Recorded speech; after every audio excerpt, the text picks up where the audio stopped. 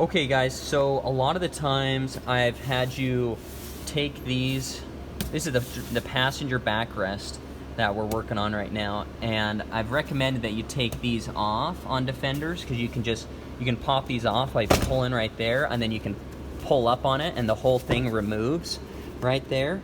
So you can remove that. You could start it like that. The only problem is that I've found that it's actually going to be better leverage for you if you do all three corners. So get those on and give yourself just enough fabric. So don't try to cap that over too much. Just barely lined up.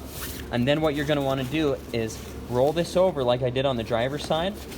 You're going to roll that over and give it a nice strong pull, and then you're going to slowly wrap that around and then cap this last corner down there. And that, being that it's inside the vehicle, that's going to give us a lot better leverage to push down on it like that, compared to if it's off and you're trying to work on a table or on the floor. So I'm gonna do that now with my other hand. Take both hands, pull down on that, and then roll that over and cap that last fourth corner.